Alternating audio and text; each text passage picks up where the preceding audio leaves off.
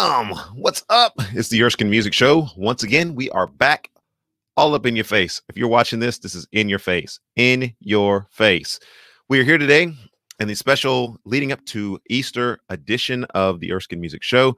So delighted that you guys are here with us. I want to say a special thank you to all of our listeners from Twitch.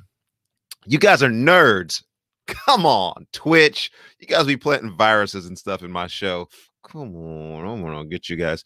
But no, we want to thank the Twitch audience that's there. There's apparently some of you guys that are watching. You wouldn't be able to plant viruses on my show if you weren't watching. So the Twitch folks are watching today. The international audience that is watching us from YouTube is also joining us today. All right. And so we also got our Facebook Live group that's here. And so I want to welcome each of you here this morning. The comment section is turned on. Let me turn that on. Yeah, it's on. So you guys are welcome to make comments, statements. The snarkier, the better, because that's what kind of audience this is. If you're watching the Erskin Music Show, you're probably not doing other kind of work. And if you're probably not doing other kind of work right now, then you probably have some extra time to make some snarky comments. But for those of you who are listening right now and you should be working, it pains me to say it, but you probably should just be working and not listening. But if you can listen and work, that's the best of both worlds. And we're excited to have you this morning. We're going to get into a couple of topics this morning that are hot topics, as we always do on the Erskin Music Show. If you've heard, seen, know anything about Erskin or Erskin music, you know that this show is unapologetically based in the gospel of Jesus Christ that just transformed me and made me as weird as I am today. And so if I can harken back to one of the pioneers that was foundational in my upbringing and development, I probably wouldn't be doing this today if it weren't for my brother, Rush Limbaugh. Yeah, I said Rush Limbaugh because back in the day, you probably don't even know this, but back in the day when I was just a young, wee little lad, college student, I graduated and had a summer where I was working construction. And we'd literally drive around all day long, and I would listen to Rush Limbaugh every day. And I just loved the fact that he was both informative, but he was edgy. He had an attitude, but he seemed to be a pretty decent moral man. So we're going to take that to another extreme. I definitely have an attitude. And I was talking to somebody the other day, and I was like, you know, I'm kind of a Christian who loves Jesus. I'm unapologetic about Jesus. I talk about him all the time with people, with my own family. We have Easter readings this week, but I'm kind of also a little bit of a jerk. And so I'm working on that, and the Lord is working on me in that. And so that kind of makes the show a little bit funny. We're going to get into some Stop Asian Violence, and we're going to invite somebody who's got Asian origin and descent here, because I hate to be talking about people and not talking to people. So Arnell is going to be coming on the show here in just a few moments. But before we get there, Big Head's in the studio, but Big Head is not on the screen. Normally, Big Head is over my shoulder, and he's watching over me and telling me, keep your finger on the censorship button. You're getting a little excited. Keep your finger on the dolphin button because, well, you know, what show doesn't need a dolphin? But we are broadcasting live from Nashville, Tennessee. Obviously, the studio and the reception and the live stream is way better today. And we've got a special announcement about where we're going to be broadcasting from on location tomorrow. Special guest, special location. And I'll say that to you tomorrow. And Jeff, am I Asian? No, but I am in Nashville.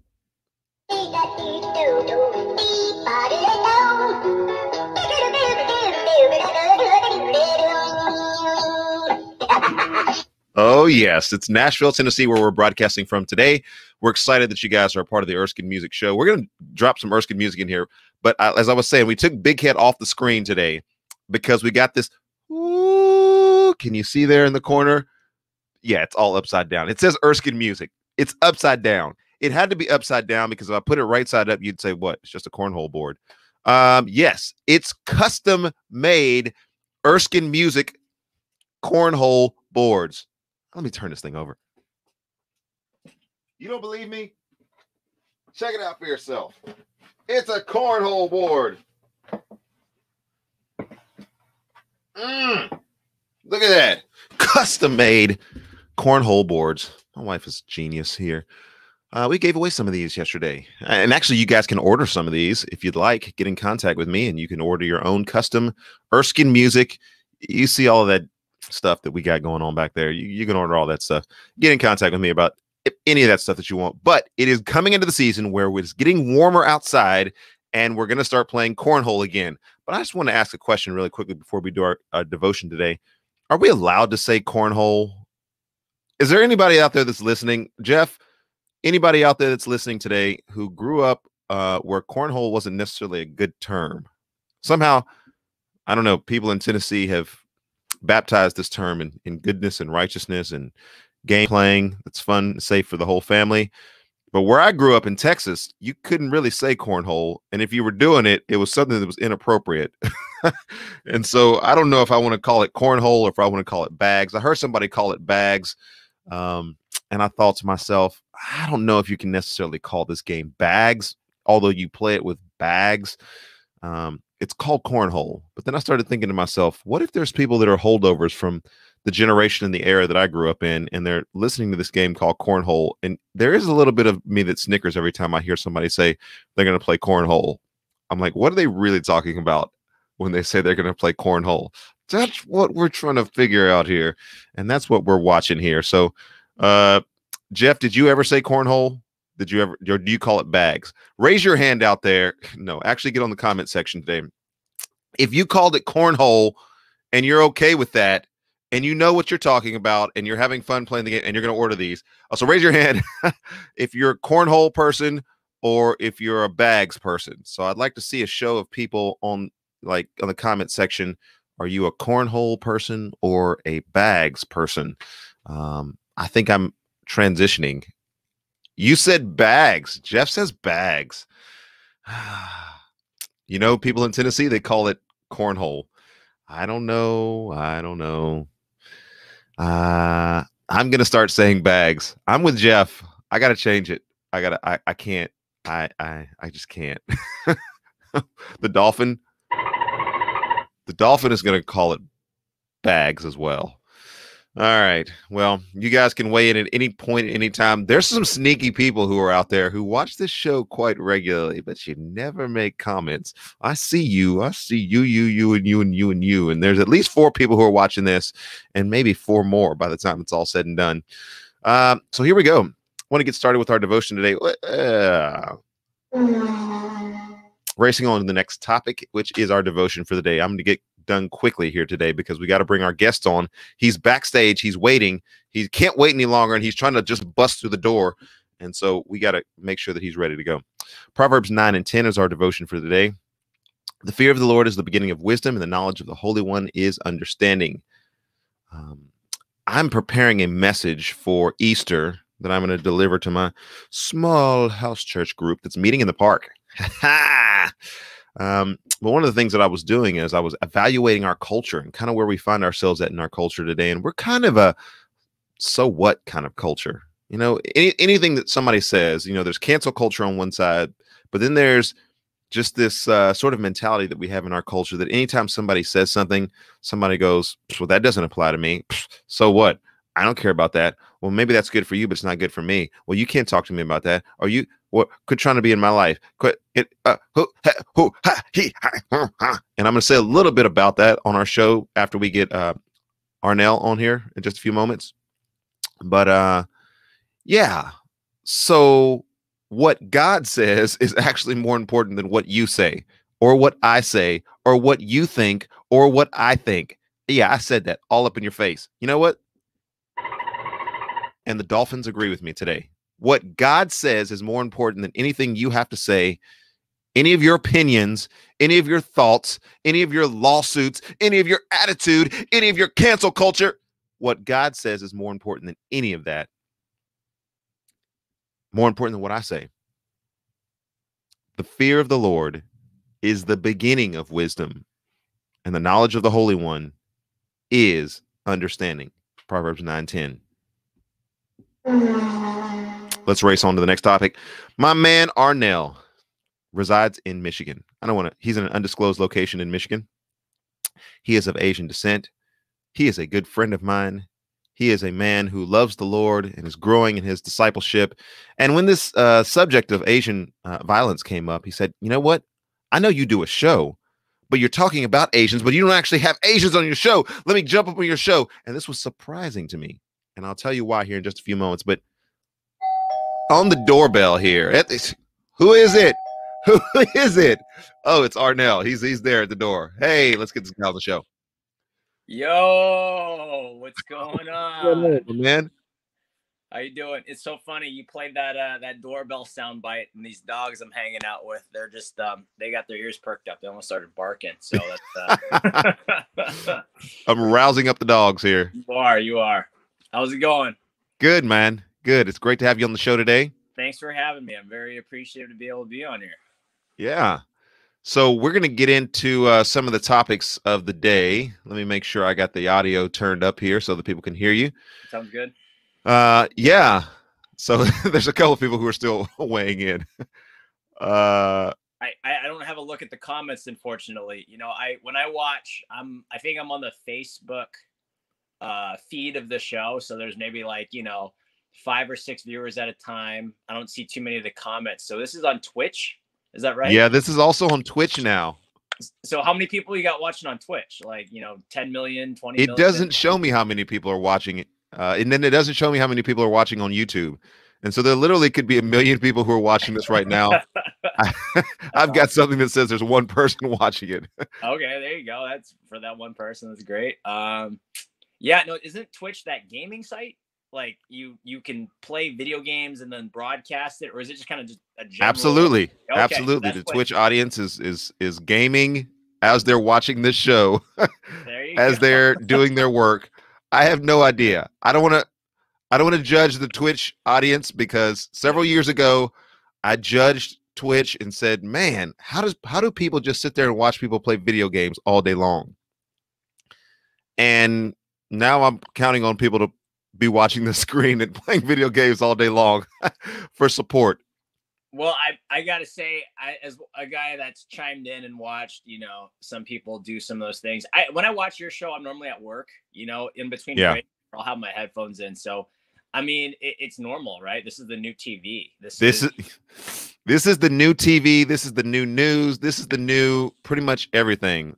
The new church? No, not that yet. Not yet. I wouldn't say. But I mean, you every second really counts, because you'll look at something for, I think, only 15 seconds on average now when you're scrolling through, maybe even less, like 7 seconds. Right. So when people are watching, but people are scrolling, and this is what I found out too. And this is kind of a side note, but I'll find myself scrolling through Facebook or Instagram, and I'll be like, why am I looking at this? What am I really deep down? What am I looking for?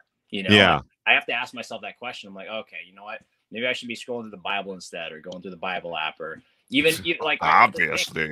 Yeah, I mean, it's like we should be spending more time in God's word. Exactly. So that's the book, not the Facebook. So that's important. Yup. Yeah, and for Christy and Scott out there, I am putting my college degree to good use by all these technological things. They were making some comments there. You didn't see the comments there, but great friends of ours down in Texas. And I studied communications. And so I remember being in broadcast studios in college and thinking to myself, the only thing I want to do is get out of college so I can go get my seminary degree, so that I don't have to worry about any of this stuff anymore. And it's a funny providence of God that all of the stuff that I used, my speech degree that I used, as well as my communications degree, writing, research, all of that has been used in the context of ministry. And so the Lord, he tricked me. But no, it's been so good to be able to use some of those things. I don't know if you know this yesterday, Arnell, but I was at the TBN studios here in Nashville. Okay. And we were filming some stuff. I was with Nicole C. She's no longer Mullen. She got remarried. Nicole C. and several other artists that were there. And we were part of a panel, and we were doing some individual songs. And I was just looking around at the studio, and the co-host there, he had a teleprompter, and there were about 4 or 5 jibs that were flying in, and just the lights and everything. The TBN studio, TBN does it big. And so I was on their set yesterday, and I was on stage, and I was just looking at all this stuff, and the band was playing in the background. And I'm just like, man, if I had all of this stuff for the Erskin music show, what levels and heights we could get that Mike Huckabee show off of here and start putting the Erskin music show on there. Well, that would be sweet. You said something earlier about Rush Limbaugh. So funny story, when I was listening to that. You met Rush Limbaugh? I did not meet him, but when I was growing up, I know this was back in Silverdale, Washington, little 45,000 people town. I remember driving in my dad's like 86 beat up Honda Accord, tuning in some AM station, Rush Limbaugh every morning. It was Kirby Wilbur and Rush Limbaugh in the morning. And I would just be going to school. My dad would take me to school every day in elementary school, and I'd be listening to this stuff. And it was just kind of a fun little pastime. You know, my dad, you know, talking about Asian descent and stuff. Like my dad, you know, immigrated to the United States, joined the U.S. Navy when he was in the Philippines because he grew up poor. Saw it as an opportunity to come to the United States and help provide for not only his parents, but also for his wife and his kids. Yeah. And it was, you know, this might be a little off topic, but he was. It's actually getting us on topic. Oh, good. So he was, his main perception was, hey, I'm coming to a new country. I need to integrate. You know, he went through the customs. He passed the test, him and my mom both. And, you know, it's just amazing, you know, when you have to learn a whole new language. And albeit he did learn English in high school in the Philippines, but I mean, coming to a whole new place, making a living for yourself, living peacefully amongst other people. And luckily he was being in the Navy, and a lot of the Filipino Americans joined at the time, actually Filipinos that became Americans. They kind of formed this close-knit community. But what my dad was starting to find out was sometimes it would get really cliquey. And it was just like, you know, that's not really for me. So, I mean, my family was kind of more like that, was like, it doesn't matter where you are. Like, you know, just be good to people. And man, that's just like, that's what worked out. And so, yeah, there began my family's journey here in America. Yeah. So. Yeah. And, you know, it's neat that you talk about that, because that kind of strikes a lot of the roots here of, you know, what this show is. And we certainly want to recognize, you know, what God has done in this multiplicity. Like he's this kaleidoscope of putting people together, and, you know, the nations for his glory, and missions, and, you know, just even how God has blessed America. We'll get into that a little bit more today in our show. But, you know, talk a little bit about, because when this Stop Asian Hate thing came up, I reached out to a couple of friends, some were Filipino and of Asian descent, and, you know, their universal response is, and this is not their response, but this is me sort of condensing their response, was, you know, Asians aren't like black people. Like black people will go out in the streets and like, we're pretty, you know, emotional. We're out there. And this is by no means them trying to be racist, but they were just saying culturally, there's a difference in the way that we respond. Like when we're aggressed, if I can just completely make up a word, or there's aggression toward us, we don't just, you know, we don't blow up and it's like, what? The same way that, you know, maybe black culture would. And, you know, there's some obvious historic roots why that's the case. If anybody's offended by what I just said, I find myself trying to dance around the subject. You guys know black people came here in slavery, and so that's like a thing. Like we're upset about that. Like Asian people didn't come here that way, and so your culture a little bit different than our culture. And they said, you know, one of the things that we would probably more likely do is just plant a computer virus or something like that, and take more of the passive aggressive route than just going out in the streets and marching and hashtags and different things like that. And I thought that was a really funny take on that. But you actually reached out to me and you were said, hey, I want to say something here. I want to speak to this issue. And so I thought, here's somebody coming out. Instead of planting viruses, you're going to plant some good seeds of thought in our mind. Go, take it. I gotta legitimately ask, did anybody really threaten to be like, I'm going to plant a computer virus? And or not on your show, right? But like, I mean, I don't know. It's a funny joke when you stereotype. Someone once said this on like a movie that I watched that said, I'm not racist. I just stereotype because it's faster. And I was just like, that doesn't really make sense. But in a sense, like, you know, you talk about, I've heard all the jokes, you know, Asians are bad drivers. Asians are good at math and stuff like that. And I'm like, no, not all of them. Sure. I mean, I'm decent at math, and that's about it. I took, I mean, I wasn't the highest scoring mathematician, but we could do a whole show on stereotypes, because it really is a shorthand way of us trying to explain the world. And in some cases, when there's safety that's involved and you've got that fight or flight response, you've got to make a decision pretty quickly. That's why, you know, I'm not on the whole defund the police thing like everybody else seems to be sometimes. I'm not as, we'll get into that in another subject, because you got to make quick decisions sometimes. And stereotypes are sometimes a quick way of making maybe a helpful distinction, but sometimes it's a lazy way of not actually seeking to understand people, and kind of gets us in trouble with some of those things. One of the things I'm going to deal with on this show, or maybe the show on Saturday, is you're not black enough Oh, I've heard that so many times. I'm gonna just take that and just I don't even know where my sound is for that. Oh. No, you heard that from black people too, I'm assuming, right? Some like a black person would say, "Oh, you're not black." Like, would you hear that more from Yeah, you'd hear that. I hear that people? from black people. Yeah, okay. I hear that from people in my family. So You're not black enough. The kind of clothes that you wear, the way that you speak, the people that you interact with, the kind of things that you do, your homeschool family, you're not black enough. So I've got about 7 responses to people who say that you're not black enough, because that is the dumbest thing that I think that I've ever heard. It's referentially incorrect. You know, and I agree. I agree with you, and I'm sorry you heard that too, because I would when I used to hang out with growing up in middle school, I grew up in an area near Seattle, Washington, so it was super diverse. You probably had 20% Asians for the population in that area, and the school that I went to, it's probably more concentrated. And when I first was going to middle school, I was like, okay, well. I was actually one of those people that could just befriend anybody. I mean, that was just my personality maybe. But when I found myself hanging out with groups, I used to break dance. So I was hanging out with these like Asian break dancers. And I mean, I don't know. I'm not saying it as a stereotype. Asian break dancers. I love it. They were the Asian. Break kids. All the stereotypes on the show. Oh, there you go. They were more likely to break dance than other kids of other races at our school. That's just how the chips laid. But anyway, I just remember hanging out with them. And then if I hung out with other Caucasian kids that especially the Asian group that I was hanging out with didn't get along with, they'd be like, "Why are you hanging out with those white boys?" And I was just like what? Like, why would you have to say that? Like, what's the yeah. You got to stay in your lane, man. You can't be hanging out with the other ethnicities. Yeah, that's not what it's about, really. And it's like,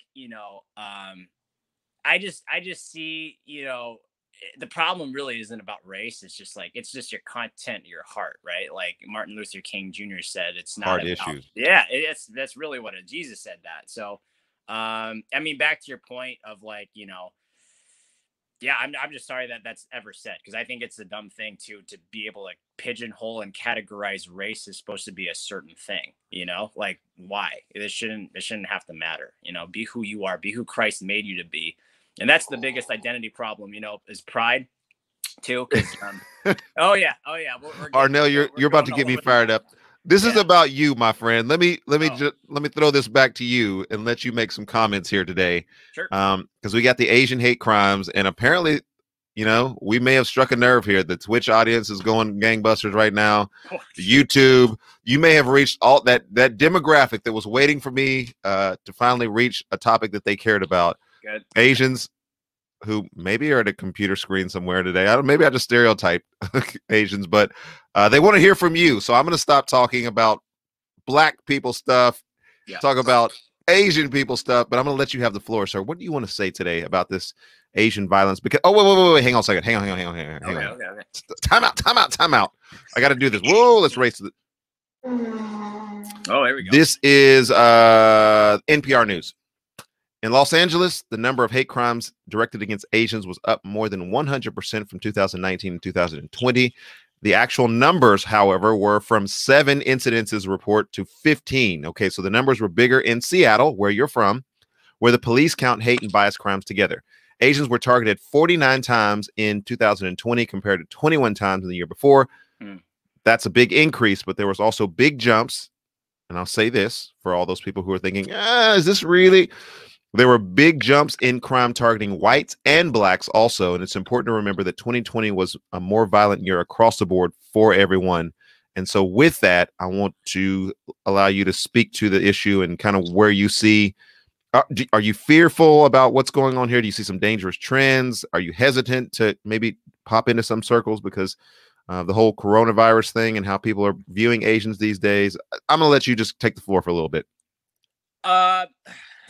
I'm gonna start off by talking about identity in Christ. If you say it's about me, well then that's great. I get to shine glory to my Lord and Savior, which is Jesus. And that's why you're on the show. Hey, praise the Lord. I mean, it's about who God made you to be. And I remember I was listening to something earlier today about, no Jew or Gentile, man or woman, you're all one in Christ. And so when you're a Christian, it's like, it's great that it's not about us, because we suck at saving ourselves. However, when that is said, Jesus says, we suck at saving ourselves. Yeah, it's true. And when Jesus says, you seek justice, but not vengeance, that's a big thing. And I was listening to something about forgiveness earlier today too. It's just like, I have been fortunate enough in my life that me personally have never suffered any attacks in terms of outlandish, like, oh, you're any racial derogatives or something like this.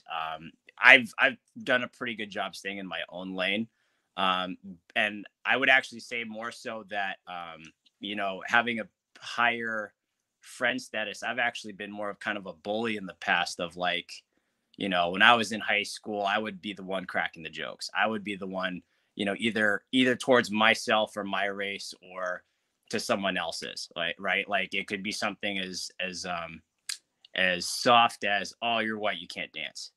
At the same time, it's just like, I was reading something that, Christians really shouldn't have anything derogatory or bad come out of their mouth, even as a joke. It's Ephesians 4:29. Yeah, let no corrupt communication proceed from your mouth except that which is good for the building of others. And the grace of the hearers. Hugely good verse. And the tongue carries death and life. Really, it really does. So you want to speak life in your brothers and sisters, not death. And so, learning all that stuff from Christ, it's like, yeah, I am scared to hurt other people's feelings because I know it's much more detrimental, than anything else I could do. If I got mad and punched someone on accident, their bruises are going to heal. But if I said something that really cuts them to the bones, like they could, it could cause them to go into a depression, commit suicide. Like there's some really bad stuff that can happen from just little words you say. So you got to be very careful with the things you say. God's gifted everybody with a tongue, and it's just like, use it wisely, especially if you're following Christ. You better be, what your words you say better be glorifying God and for the things that are true to Him. Anyway, so went on a tangent there. I think that's a good tangent. Yeah. That's a tangent I was about to go on anyway. You just did it for me. There you go. Sweet. I got cousins in Texas. They live in Houston. Shout out to Jerry and Pepper. Jerry he's a nurse. He's a pediatric nurse. Great guy. Shout outs going out throughout the show. Yeah, Texas. I got to meet him. Yeah, I got to meet him like for the first time 2 years ago. And I asked him too, because, there's no Filipinos really down in Texas. If there's Filipinos in Texas, they're probably nurses too, because that's just the stereotypical job. It really is. And if you're a Filipino in Texas and you're not a nurse, please smack him around. Oh, there you go. Anyway, I asked him, I was like, what's it like being a Filipino down in Texas? He's like, it's all right. There's nothing really wrong. And he told me too, he was like, yeah, we get some racial comments said to us every now and then. And I was just like, well, how does it make you feel? And he was like, well, it stings. It really does. And he had something that he had posted, I think, on Facebook a while back, as some lady calling him a Korean because it was really weird. I don't know if he took her parking spot on accident or it was just some weird altercation that really he didn't do anything. And he just, I think, posted it for the sake of protection and being like, hey, look, this is what's going on right now. And I was just, it makes me sick.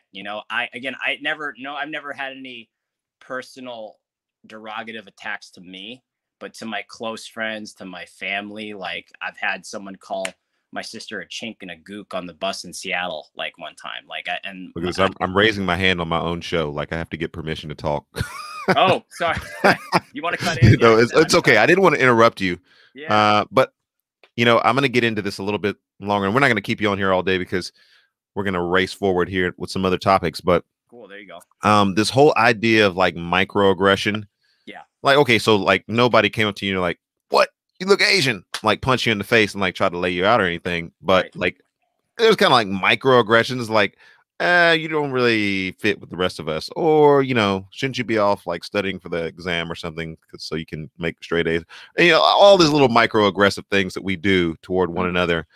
I don't consider that to be okay either, and that's what I'm hearing you say is that any of that corrupt communication that proceeds from our mouth, obviously as a believer, certainly in a culture we recognize, we understand that. That's why I say there's a part of me that's like really like gratefully sanctified and thankful that the Lord has given me this gift to be able to express life through music, to express life in various ways, and talk and to chat with people. But still, that unsanctified part, the bad Erskin, he comes out from time to time. Yeah.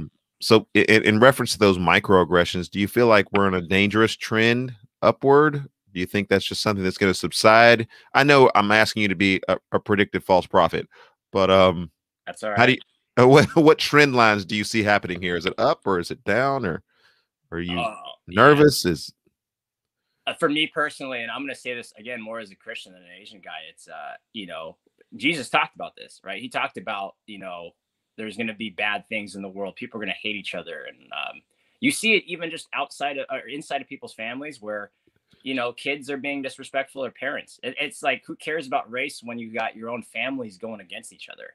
And so again, like, I'm with you, man. Like, I'm glad Christ saved me and showed me the way, and the way is forgiveness first and foremost. If and I've had those microaggressions, you know, moving from Seattle to Michigan, I would say, I said this as a joke before when I first moved to Michigan, I was like, hey, people are, what is it? They're cordially racist. I said that to my sister as a joke, and because I just get some like passive aggressive like things. But I regret saying that, because every time my car's broken down, and this happened 3 times in Michigan, people would stop and within the 5 minutes and come over and help me with my car. They knew who I was. Michiganders, shout out to Michigan. And this is Midland, Michigan, of course. Like, again, this is where I live. It's population's like 92% Caucasian. However, these people are very cordial here, and they're very helpful. And I think it's a nice thing that there's a lot of churches in town. You know, I guess the product of Christ's grace through people is still pretty pertinent here. Keep doing it, Midland. I keep turning to Christ. You know, stay classy, Midland. Stay classy. And I would just say this, like, you know, I regret saying it again, because it's like, I want to go to the solution, because I think tackling the problem, I'm really all about showing the solution. Pastor John Herron of Life Church Saginaw, he was on your show. Pastor John Herron. Another shout out to him. Who? John was on the show a couple of weeks ago, and he lit this thing on fire, a fire that is still burning today. And I don't even know if we're going to be able to put this out. When he made that comment, if you got to go back and look at that, look at the issue or the episode that we had with John Herron. Phenomenal guest. We were in a hotel. We were streaming data. AT&T is still, like, they were just racking up charges on us because I hate to say it, but the Hotel Omnis, for as much as we paid for the room, like, their Wi-Fi was terrible. So I'm like, I am not going to let John fall through the cracks here. And John stepped in, and when he made that comment that the biggest reason why people don't go to church is because they've been to church, like, the whole internet exploded that day. I think he broke the internet with that comment. And I don't even know if the Erskin Music Show has recovered from that. But anyway, John Herron, what did he have to say? He said something about forgiveness is a thing, like, if you're not forgiving, this is how the analogy goes, is you're bleeding over people that are trying to heal you who didn't cut you in the first place. And I was just like, when I read something like that, bro, it's true. And it's you get these people that are like, you know, let's just take, for example, someone's really upset at Chinese people. They never met a Chinese person in their life, but they're hearing all this stuff in the news, and they're hurt and they're upset. And they come up to me, and they're just like, they show some aggression to me. Me, as a person who doesn't know this stranger who's being aggressive to me, I got 2 options. 1, I can harbor that hate in my heart, or 2, I can forgive them and go on with my life. And John said this too. This is a John quote: "Is forgiveness is more satisfying than revenge." Absolutely, it is, because burning with revenge. If you're burning with revenge, that ain't gonna get you nowhere in life. And you have to be forgiving. You know, Jesus even says it. He goes, "Forgive those as your Father in heaven has forgiven you." And it's harder to follow and do than it is to, you know, or than it is to say. But it has to be said, because that's the message. That's the gospel, is Christ has died on the cross to forgive our sins. You know, we don't have to condemn ourselves anymore, but pick up our own cross and follow him. Sometimes our cross is forgiving others, and we got to do that. And again, this show got biblical. Easier for me, because again, I don't get this directly. You know, I got my cousin. I mean, how hard is it for me to go tell someone else that had something happen to them, right? Like it's it happens. Unfortunately, it's out there. However, if this is the one thing, if we don't make it about Jesus, right? If we don't make it to the core solution, then you're just going to be cutting off the same branches that keep growing and growing, because you can say stop Asian hate in America today. But what about stopping Asian hate on hate in China, where they're taking, Christians and older Muslims and putting them into their concentration camps to, bow down to the Chinese government versus to their own gods, right? What about the hate in North Korea, where they're enslaving their own people? What about the inner hate, like, there's a lot of inner hate that had happened in the past in Asian countries with Japan, China, the Philippines, Korea. Like, a lot of people don't realize this, but there was a lot of bad blood before, historically, because Japan invaded a bunch of these other countries before. Come on, give us a history lesson. Boy, you just been walked all around the world up in this thing. Big time. Arnell, you're about to have a show. The Arnell Hippolito show. Yeah, that's the Spanish part of my last name, so I'm part Spanish too. So it is what it is. I mean, again, there you go. This is like, who cares? Mexican, half black, Filipino. It's all good and dance like but the man got no. Oh yeah, sorry about you're good. Hey, but I mean, thank you for having me.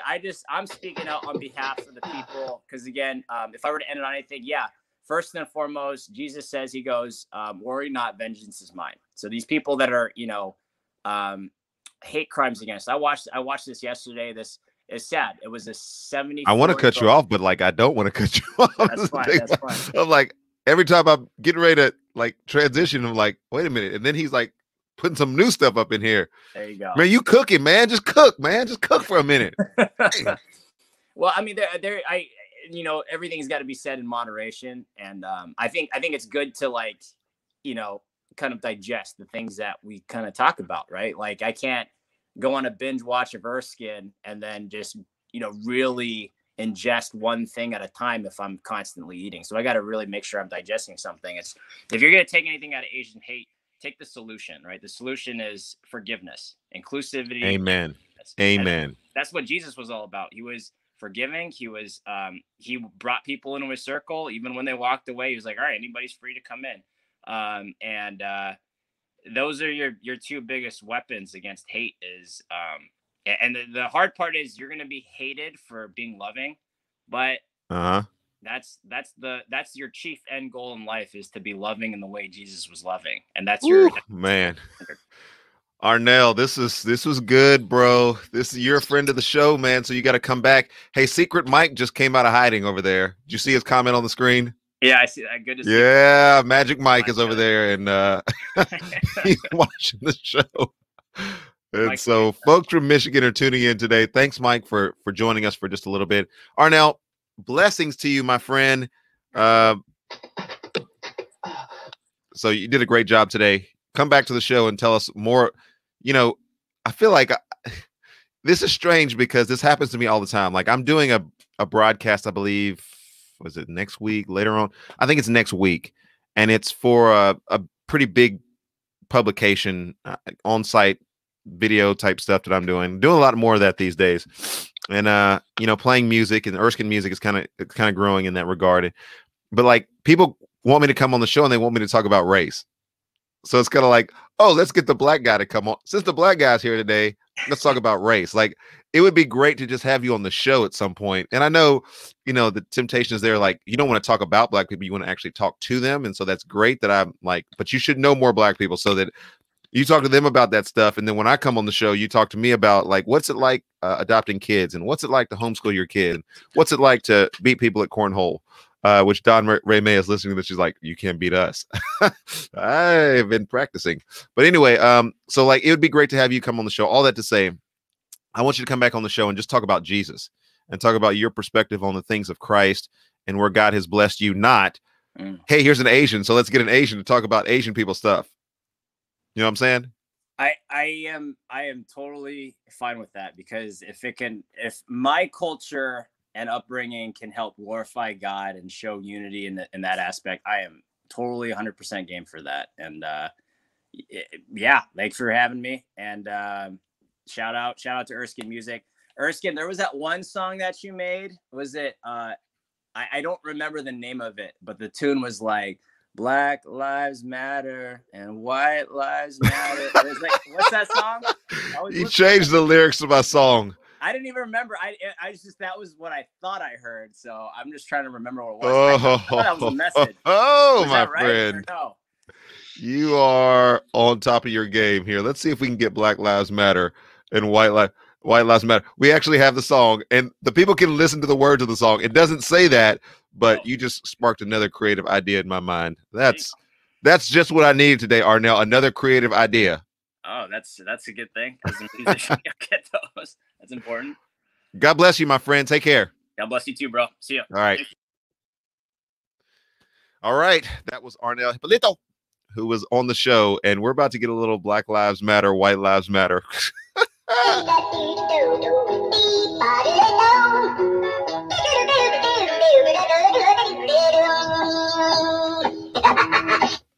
All right, we love all of our guests that show up here on the Erskin Media Show. Friend of the show, and man, he had some insightful things to say. Probably the supreme of all that is forgiveness is more powerful than vengeance. Oh, we need to hear that. All of us need to hear that. All of us need to hear that. Black Lives Matter and White Lives Matter. This is a song called Life Matters, and it has no such lyrics there, but I wanted to at least play the song. This is the Erskin Music Show.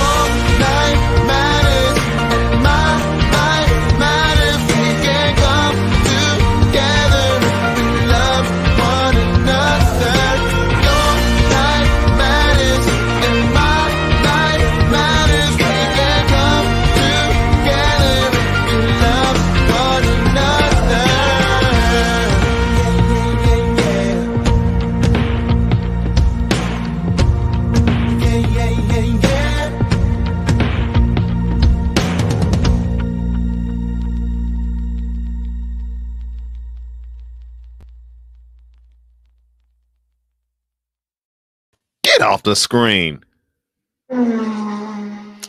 Oh, look who's in the studio now. Big Head is back on the screen, and he's watching over me and telling me, mind my P's and Q's, sir, because there are sometimes children who watch this show, and they don't want to be influenced negatively.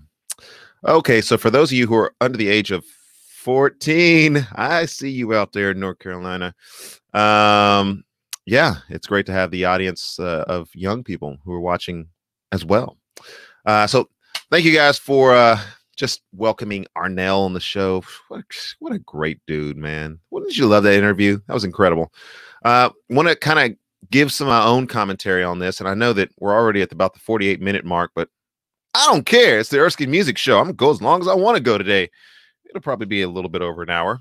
I don't want to take up too much of your time today, but here's the deal. Man, there's a lot that we can get into, especially talking about this whole idea of Black Lives Matter, White Lives Matter, Blue Lives Matter, Green Lives, whatever lives that we're talking about, Asian Lives Matter, you know, putting all those different things out there. And we see the cultural movement and the momentum of those who are going out and, you know, sort of aggressively forming up these campaigns and these marches and these groups. And I mean, that is what it is. I mean, there's some things that are good about that. There's some things that are not good about that. There's some things, when I say not good about it, when it turns violent and there's rioting and there's, you know, people who are harmed and injured, that's not good. Okay, I think most people can agree upon that. If you can't agree upon that, then you're probably not even watching the Erskin Music Show at this point. So I don't even qualify myself for that. But I wanted to simply say this. We recognize, and Christians need to do a better job of this. I want to challenge the church. Christians do a better job of recognizing this. We recognize our country has been blessed by God. And we say that, but I don't think that we fully understand the impact of what that means. And we get upset about some of the blessings and the residuals of some of those blessings. The rain falls upon the just and the unjust. I wish somebody would write on this. And I know there's many people who have written on this. I'm not saying this is a novel idea, but I wish there would be more Christians who would write and think and talk like this. The rain falls upon the just and the unjust. God's common grace and the fact that he has blessed the United States of America so immensely is something that we need to continually be thinking about. I traveled to different places in the world. I've been to Thailand, Peru, Brazil, India, Africa, Mexico, traveled all over the world. America is such a blessed nation. And everybody out there that's a Christian is saying, amen, amen, amen. God is blessing us, blessing us, blessing us. One of the things that he has blessed us in this country is the ability to create wealth, the ability to have a culture and a society that has some fixed principles, some foundations, stable families, a housing market, education that's readily available and accessible to people in America. Although it's not all equal, I'm not saying there's equity across the board. What I'm simply saying is that there is access in our country. One of the residuals, Christians, here's our milk for today. One of the residuals of having so many blessings in our country is that we have the time, we have the bandwidth to get into what are sometimes, and Ruslan talks about this on his show, unnecessary, needless arguments about secondary, thirdary things because we have the excess privilege of time. I'm in a discipleship group with 3 other guys, and we do it over Marco Polo. And so we're just throwing out different topics. And sometimes the topics, like, we are splitting hairs so finely over doctrinal matters because we have the time and we have the technology to sit around and say, well, I read this book, or I read this book, or I went to this school, or I went to that school. In other countries, they don't have the luxury of time or the resources or the availability or the technology or the rallying power that we have in this country. And so they're just trying to survive. So although there might be wide scale injustices like I'm about to talk about in China and some of the other places in the world, and persecution is breaking out, they're not getting online and having a campaign and talking about it. They're not getting on and talking about, well, let's just cancel the government and let's just cancel this and let's just, cancel these people because they don't make us feel good about ourselves. And I'm not saying that any of that is necessarily wrong. All I'm simply saying is in our country, we are blessed with time and resources. All those people who are marching in the streets, or a lot of those people who are marching in the streets, they weren't going to work. They didn't have to work. They could take the day off and go and march and go and do whatever they wanted to do and hold up the signs, whatever those signs were, because they're in the United States of America and we value freedom and we value expression. And they were out there doing that because they didn't have to work to get their food that day. Oh, calm down, Erskin. Calm the hell down. All right.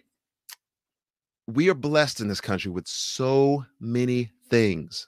Christians recognize that because of God's common grace, there are a lot of non-believers who are blessed with resources. They have incredible resources in music. And that's why young people who are out there listening to non-Christian music, sometimes they're listening because that music, sometimes they're listening to that music. Sometimes they're listening to that music because that music is actually better than Christian music. The quality of the music is better because there's resources for them to be able to dump it. And I haven't spent a lot of time with Lil Nas X. We'll get to that a little bit later. I didn't have time on the show to do it, but you guys, if you're woke to that kind of Lil Nas X, then you know where it is that I'm going with that. And we'll talk about that later. Everybody's been talking about that, so I didn't want to talk about that. But anyway, they're blessed with the resources. They're blessed with the time. They're blessed with all of these things so they can go out and they can campaign and they can get people on their side and they can rally people together. And we get upset about that, but that's a residual of the blessing that God has given our country. One of the areas that I want to challenge Christians is if the world is using their resources so that they can propagate their messages, whether it be cancel culture or certain lives matter or whatever moniker they want to put up there and say, this is what we're standing for, LGBTQ rights that are out there, then why aren't we as Christians coming together and doing what it is that we can to propagate the name that is above every name, the name that every knee will bow and every tongue will confess that Jesus Christ is Lord? Why are we not getting together and using our immense resources for the glory of King Jesus? I put that at our feet. I'm preaching this morning. I need to stop that. We need more country music. Broadcasting live from Nashville, Tennessee.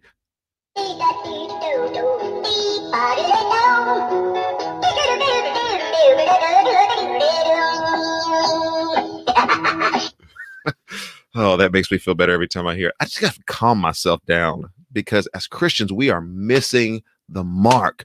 Why are we not using our technology? Why are we not using our influence? Why are we not using live stream? There's literally people who are sitting there and they're looking over their shoulder and they're watching this today and they're like, that Christian dude is like, I don't know if he's right. I don't know if he's wrong. He's definitely weird, but he sure loves Jesus Christ. And they wouldn't be doing that if we weren't using our technology to reach people with Jesus Christ, reach people for Jesus Christ. And so all I'm simply saying there is before we get, oh, you know, they shouldn't have done that video and I'm so offended by that. And, oh, they're using their freedom of speech. What about our freedom of speech to be able to say stuff? What about our technology? What about our resources? We seem to use our resources and our time and our extra attention so that we can look over at other Christians and be like, they're not as Christian as they should be. They're not right about what they think. And you know what that is? I'm going to just call it out here on the show. This is the call out culture. This show is definitely the call out culture. A lot of times Christians don't like other Christians and hate on them in social media because they're jealous. The last time I checked, that's a sin also. They're jealous of their popularity. They might be doing some of the same things that this other Christian is doing, but if they're not doing it the same way that they're doing it, we have the luxury, we have the time, we have the bandwidth to be able to say, you know what? I don't like that person over there because we won't say it. They've got more followers than I have. They got more views than I have. And so they're wrong. They're bad. You shouldn't watch them. You shouldn't talk about them. You shouldn't. It makes us mad because we're like that. And don't try to say we're not like that. As Christians, we're like that, man. We are petty sometimes. As Nick Ripken said a couple of weeks ago, we need to stop whining and start witnessing. And so we just need to take that medicine. We just need to take that medicine. All right, let's race on to another subject here.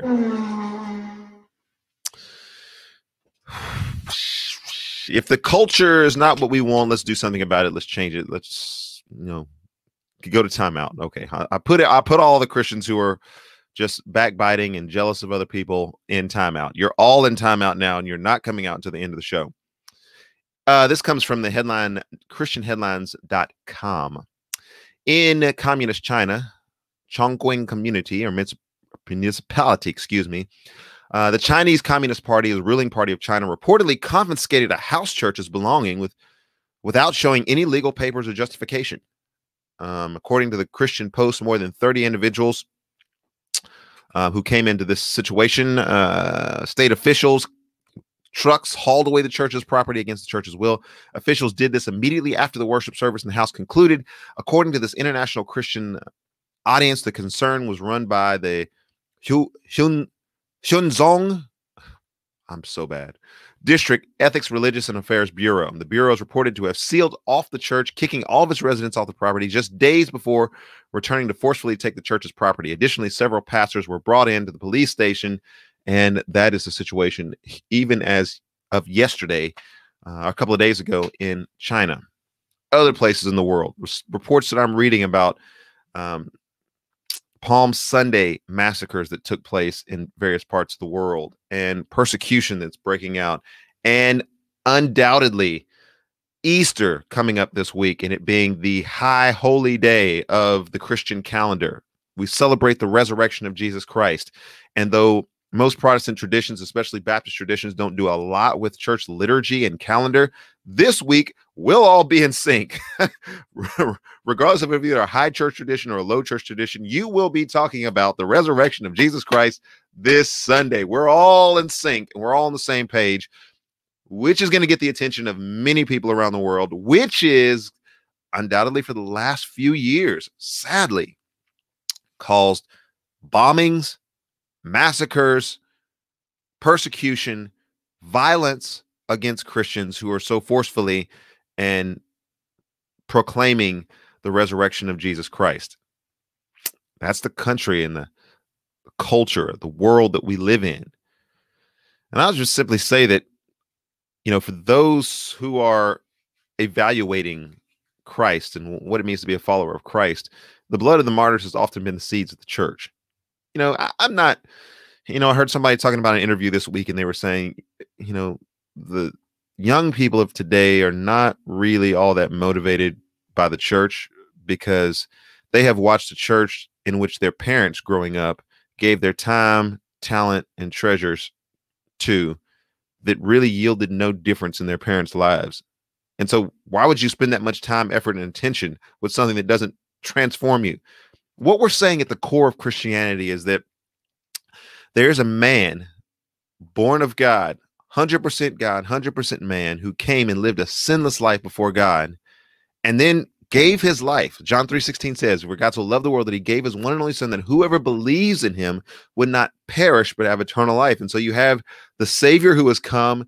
You have the prospect of certain death that all of us are going to face. Hebrews 9:27 says it's appointed to a man once to die and then the judgment. And so we're facing that judgment unprepared.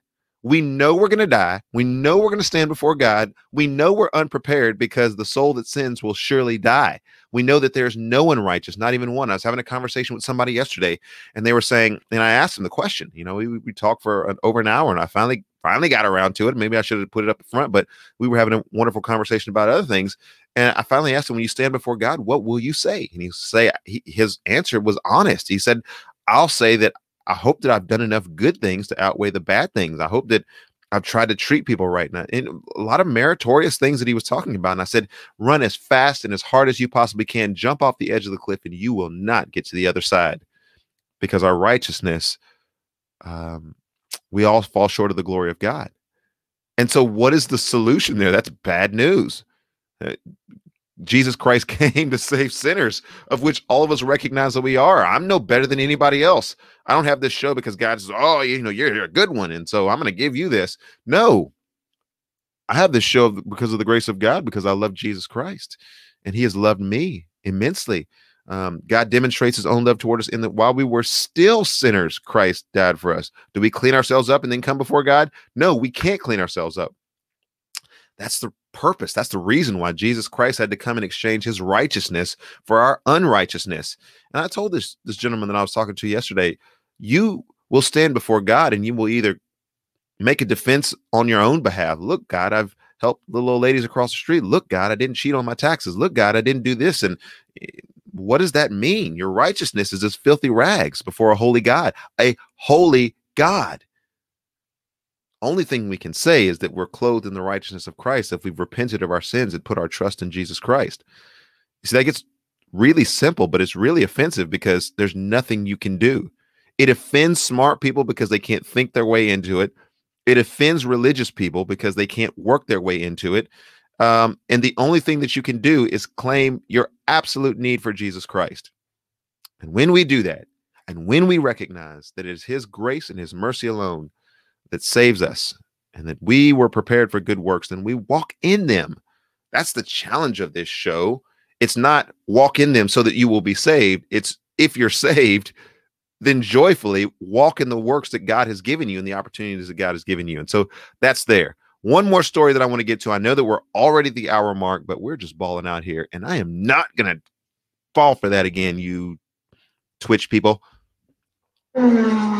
Racing on to another story here on religious freedom. That has been in the news a lot lately because, well, there's some discrimination lawsuits that are coming down. And I believe this is from, I want to say the New York Times. You can read about this everywhere. Pretty much every Christian institution is talking about this because it's going to affect every Christian institution, the decisions that are made here. Under the federal rules, religious institutions are exempt from Title IX, according to a 1972 law that prohibits discrimination based on sex in education programs and activities. The Trump administration, here's a big difference here, argued that Title IX does not apply to sexual orientation and gender identity. The Biden administration has claimed that it does. And so we've got two different philosophies as it relates there.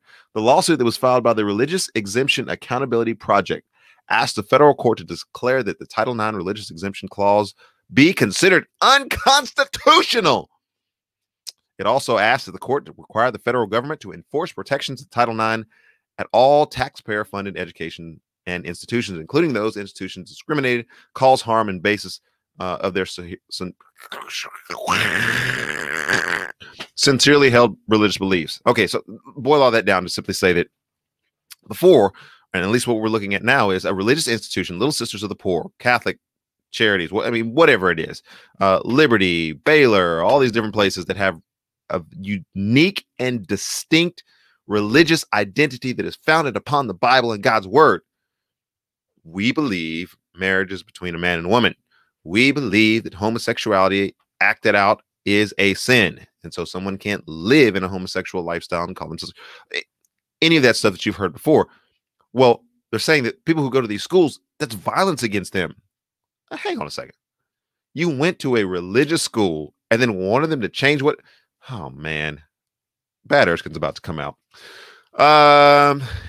If successful, the lawsuit could significantly impact how Christians and religious colleges and universities operate. The plaintiffs in the lawsuit are currently former students at such well-known Christian institutions as Union University. Union, what are you doing? I remember going to Union University 5 years ago, and you guys told me I could play at your coffee shop. And you didn't let me come and play at your coffee shop. Anyway, I'm not holding against your Union University. This is a distinctly Christian university. Liberty University, Baylor University, Cedarville University, Oklahoma. I was on schedule to go and visit Cedarville University and hopefully have an opportunity to play up there at some point. Got a lot of good friends at Cedarville. But then the pandemic happened. So sad. Oklahoma Baptist University, Moody Bible Institute, all totaling more than 200 religious colleges would be impacted as a result of this. Christian colleges and universities are often prohibit, LGBTQRST content and student handbooks based on their scriptural teachings. No, duh. The lawsuit claimed that there are more than 100,000 LGBTQRST students attending religious institutions in the United States. The U.S. Department of Education is duty-bound, they say, by Title IX and the U.S. Constitution to protect sexual and gender minority students and taxpayer-funded that receives money. And this suit is going to go on and on and on and on and on and on and on and on. All right, folks in the comments section, you guys can blow it up at this point. I ain't done yet. I'm not stopping. Are you nervous about this? Because there's a lot of... Sorry, this completely big head. Stop that. There's a lot of people out there who are nervous about that. There's a lot of saber rattling that's going on there. I'm hearing the Ethics and Religious Liberties Commission, the Southern Baptist. Oh man, this is going to be the end. Albert Mohler, someone that I care about deeply and love his show, and probably for years, I was just a giant Mohler head. I would listen to the briefing every day just with rapt attention. And I'll still say that I listened to the briefing with rapt attention. Somebody that I could find no fault and no wrong with, well, his show is a little bit fear-mongering. Mohler, you're welcome to come on this show. Anybody from the ethics, Russell Moore, you're welcome to come on this show. I'm not want to just talk about you. I want to talk to you. And so I'm not condescending or anything, but you guys sometimes tend to be a little bit alarmist. And my kids are studying logic right now in their classical education. And one of the things that can often happen is a slippery slope argument. If this happens, everything is going to go down the pike. If they pass this ruling and they take funding away from Christian university, and I know there's some Christian universities out there that are listening to me because some of you guys are my good friends, presidents of universities, Christian universities that I played at. I'm not going to say your name out there, but I love you guys. And I love being able to play at your universities and establishments and minister there, as you guys have given me the opportunity. So I'm not against that. I'm for that. But is this the end of the Christian university? Is this the end of the Christian institution? There's some people out there who are nervous that they're going to get us. The LGBTQRSE, they're going to get us. They're not going to get us. They're not going to get us. Because you know who is for us. You know who can't be against us if someone is for us. Yeah, that's Romans 8. Come on now. They're not going to get us. Stop fear mongering. No, I mean, do bring awareness to it. And that's what I want to do. I want to read this and I wanted you guys to be aware so we can be praying about these things. But stop fear mongering among Christians. Like this is the end. The last time I checked, Christians are getting martyred. Happens all the time. We don't always get things to go our way. We don't always get to live in la la land. This like cornucopia of like Christian blessings. What if they take Erskin music off the air? What if they take Erskin music to jail? What if they confiscate my property and my kids? And I mean, is Jesus worth all of that? I mean, I'm at least glad that our brothers and sisters, where the church is growing the fastest in the world, have to consider those kind of things at the start of their Christian life. We're coming down this thing, some of us 5, 10, 15, 20, 25, 30 years into the thing. And we're like, you know what? They might close down in some of our churches. You know what? They're not going to let us. And I'm thinking, well, that's what we should have thought about at the beginning of this. And that's where our brothers and sisters who have to seriously consider what it means to be a Christian. Look, there are pastors. If you're a pastor out there, you can respond to this. Jump on here and say so. Because pastors won't tell you this. But this is pastor speak, because I talk to a lot of pastors. We feel like we have to beg people to come to church. What? What the? Okay, where's my dolphin? You have to beg people to come to church because they got all these other things they want to do. They got all this, oh man, you know, I mean, can you just come and can you, I mean, begging people to come to church. I mean, there's people who are giving their lives because they want to go to church. What in the world are we talking about? You don't have to beg nobody to go to church. You want to go to church because you love Jesus Christ. You love the fellowship with God's people. I know I'm pounding the pulpit a lot today, but I mean, you got to give me one. We don't do the show every day. Like if we did the show every day like we used to, maybe we could dissipate some of this. But I just want to simply tell you that Christianity in America, man, we do a lot of fear mongering here. Doing a lot of whining, and I'm not saying that this is not an important issue. Here's what I think is going to ultimately happen. All right, so let's close out the show in some style.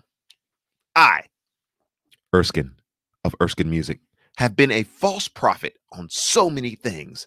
I predicted that Donald Trump would win the election in a landslide. Okay. I predicted that the Kansas City Chiefs would win the Super Bowl, and then it would be over by halftime. Okay. I predict here, maybe I'm a false prophet again, but I predict that this court case may fundamentally change and restructure education in our country. Been beating at the gates. And, you know, I respect and commend the fact that we've had the opportunity to keep things like this at bay. At some point, I think the LGBTQRST LMNP community is going to figure out a way to break through on this one. And especially with the administration that's in power today. Oh boy, this will fundamentally restructure education in our country. All right, throw our hands up. Okay, it's over. The show is over. Dolphins, go back into the ocean. Erskin music, just come down. Bring big head down. No cornhole, nothing. No celebrations. Everything is done. But I'm not fear-mongering. If this is, and I think this probably will be, a fundamental restructuring of Christian education in our country, here's what I think will happen. And this, I think, is proved by my finger in the wind, watching some of the things that have happened as a result of the coronavirus. Our churches were closed. Communities began to develop and spring up. Alternate expressions of faith began to manifest themselves. And there were a lot of things that didn't exist before that now exist that make it easier for Christians to broadcast, Christians to meet together, Christians to fellowship, Christians to promote their message that didn't exist before because we were pressed into a situation that we had never been in before. So if, and I think this might be it, if we have a fundamental change in religious education in our country because of our statement of faith, because of our orientation, the Baylors out there, the Liberties out there, those Union University, the ones that were listed, Oral Roberts, that's been in the news lately. This will mean that the majority of Christian, I think this is where it's going to go. The majority of Christian education will be online. Liberty does a fantastic job in their online program, probably the best online program in the world. I believe that Christian education and college education, by and large, will largely go to an online platform. Prognosticator of the future, I could be wrong, but campus life, as you know, it will no longer exist the way that it did prior to the pandemic. I think it may come back in spurts and people coming back on campus. But even after the pandemic is over, there's going to be still some people who are leery about that. Still some professors that are leery about that. 2-3 years. I think it's just going to fundamentally shift. You're seeing that shift take place now. More online things that are being offered. And, you know, as Christians, I think we're going to have the ability to say, if you don't like what the university teaches, then maybe you don't enroll.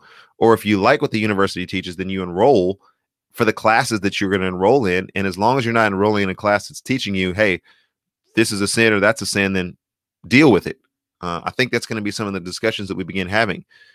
People are going to only have periodic contact with the campus. I went to East Tennessee State University. I don't know if they still do it there. Anybody who's at East Tennessee State University these days, can you please reach out to me and let me know if they still do this? But they have a gay pride week, or at least they did when I was there.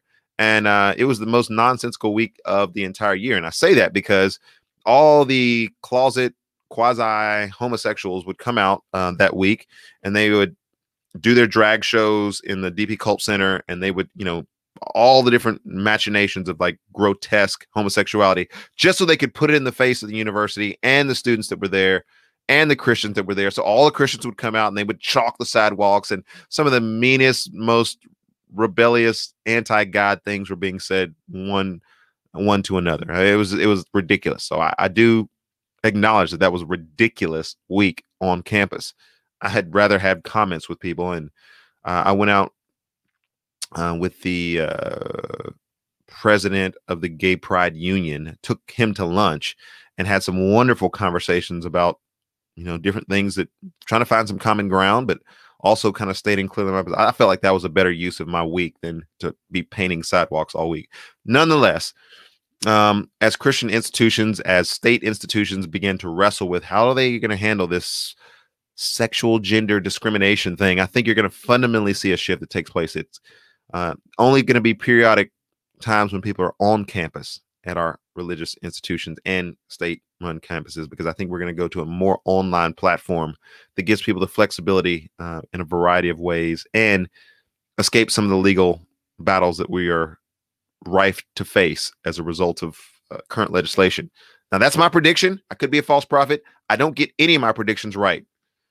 If you were betting on the lottery and I gave you a number, do not bet against me, because I get everything wrong. I'm such a false prophet, but I could be right on this one. I've got to be right at some point. I've been wrong on every single thing that I've predicted. I've got to be right at least one time. Sports will change in America. Twitch people already know this. Esports is like the biggest thing going. Fraternities will change in America. Campus life will change in America. And I think we'll be able to look back to some of these days and some of these conversations and some of these rulings, not as the slippery slope that took us into oblivion. Oh my gosh, we're not able to do anything anymore. They've arrested every Christian. But I think that's going to spring forth a new spring, if you will, of Christian creativity, Christian online presence. That's why I'm already trying to position myself. You know, you see where I'm at in the studios here in Nashville, Tennessee. It's the Erskin Music Show.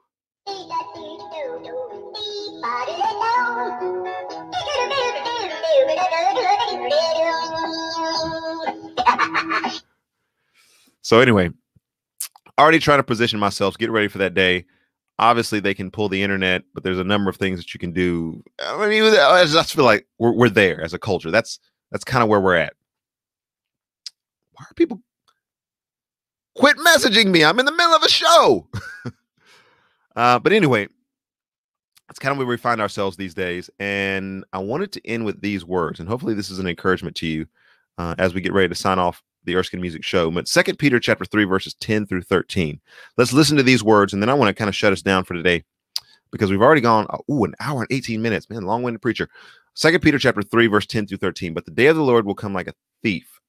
Heavens will disappear with a roar. The elements will be destroyed by fire, and the earth and everything done in it will be laid bare. Since everything will be destroyed in this way, what kind of people ought you to be? You ought to live holy and godly lives as you look forward to the day of God and speeding its coming. That day will bring about the destruction of the heavens by fire, and the elements will melt in heat. But in keeping with his promise, we are looking forward to a new heaven and a new earth where righteousness dwells. And so I want to end the show today. I don't even know. Hey, look. Oh, where's we? I think the camera went off. But anyway, I want to end the show today by simply saying that as Christians, what kind of life ought we to live? A life of holiness, a life of respect for God. And we'll talk more about that. We've got a special show that's coming up tomorrow.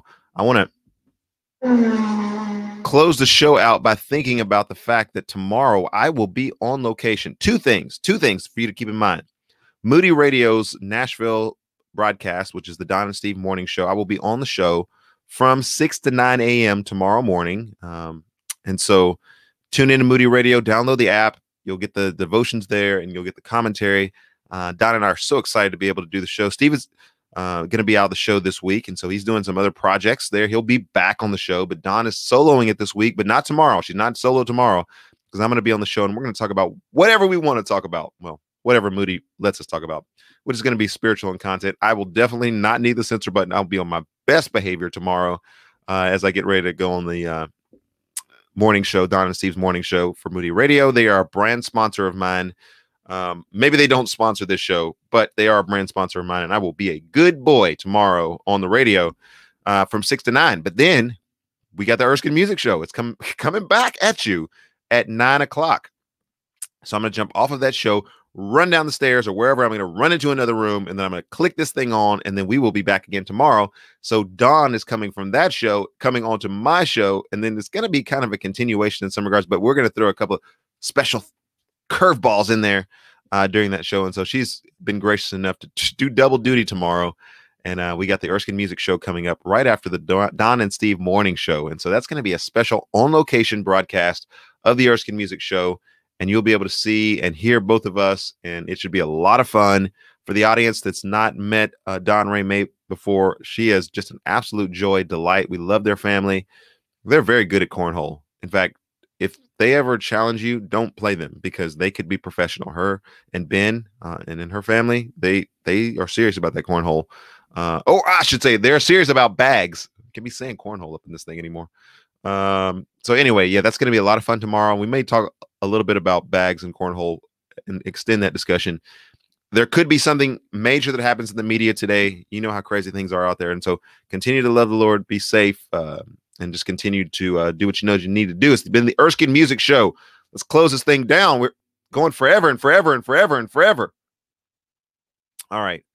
This Texas flag means that even though we're in Tennessee, we still love you.